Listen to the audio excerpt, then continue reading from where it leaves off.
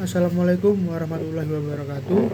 Perkenalkan, nama saya Daryl Lawson Hermansyah dengan NIM 2023 1011 0311 008. Di sini saya akan menjelaskan tentang bentuk negara. Teori bentuk negara. Jika sebuah bangsa diibaratkan sebagai keluarga besar, maka negara adalah rumah, tempat keluarga itu berteduh. Namun setiap rumah tentu memiliki arsitektur dan tata ruang yang berbeda. Ada rumah berlantai tunggal yang dikendalikan dari satu pintu utama. Ada pula kompulasi villa yang memiliki otonomi di setiap sudutnya. Pertanyaannya, bagaimana sebuah negara merancang arsitektur kekuasaannya? Dalam ilmu tata negara, jawaban atas pertanyaan ini bermuara dalam satu pemikiran fundamental, yaitu teori bentuk negara. Hari ini mari kita membedah bagaimana susunan dan pembagian kekuasaan membentuk wajah suatu bangsa. Dalam sejarah dan praktik ilmu politik modern, secara garis besar, bentuk negara terbagi ke dalam dua model utama. Negara kesatuan, unitaris, dan negara serikat, federasi. Yang pertama ada negara kesatuan atau unitaris. Model pertama adalah negara kesatuan. Dalam bentuk ini, kekuasaan tertinggi memusat pada pemerintah pusat. Negara bersifat tunggal.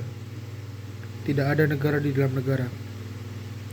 Sistem ini sangat efektif untuk membangun rasa persatuan yang kuat, keseragaman hukum, dan efisiensi kepemimpinan.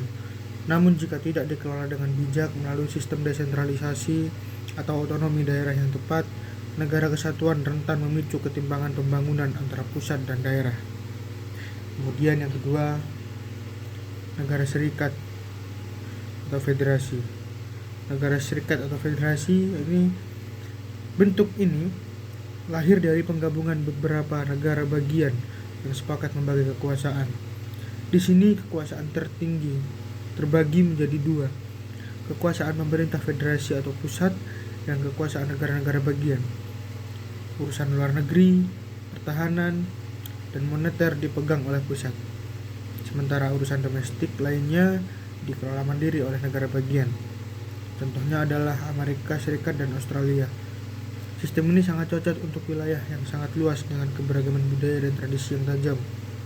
Meski kelemahannya terletak pada rumitnya birokrasi koordinasi antar wilayah. Kemudian yang ketiga, perkembangan klasik ke modern.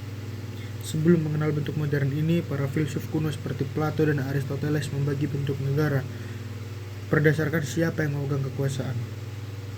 Ada tiga, monarki, aristokrasi, dan demokrasi. Monarki dipimpin oleh satu orang demi kepentingan umum, yang jika memburuk menjadi tirani. Kemudian aristokrasi dipimpin oleh sekelompok orang bijak, yang jika memburuk menjadi oligarki. Kemudian demokrasi dipimpin oleh seluruh rakyat, yang jika tanpa kendali hukum bisa berubah menjadi anarki. Dari pemikiran klasik itulah lahir dua bentuk pemerintahan modern yang kita kenal hari ini. Republik yang dipimpin oleh presiden pilihan rakyat, dan monarki modern yang dipimpin oleh raja atau ratu dengan batasan konstitusi. Lantas bagaimana dengan pilihan bangsa kita, Indonesia? Para pendiri bangsa, founding fathers kita saat merumuskan Undang-Undang 1945 berdebat sengit apakah Indonesia harus menjadi negara serikat atau negara kesatuan.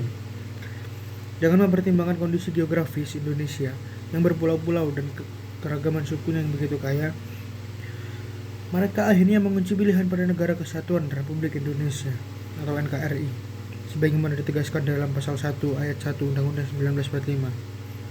Pilihan bentuk negara kesatuan bagi Indonesia bukanlah sekedar keputusan politik formal, melainkan sebuah takdir sejarah untuk menjaga agar kepulauan dari Sabang sampai Merauke tidak terpecah belah. Bentuk negara hanyalah sebuah wadah, kunci utamanya tetap terletak pada bagian kekuasaan di dalam wadah tersebut, dijalankan untuk menghadirkan keadilan, makmuran, dan kebahagiaan bagi seluruh rakyatnya. Sekian yang dapat saya sampaikan. Terima kasih. Wassalamualaikum warahmatullahi wabarakatuh.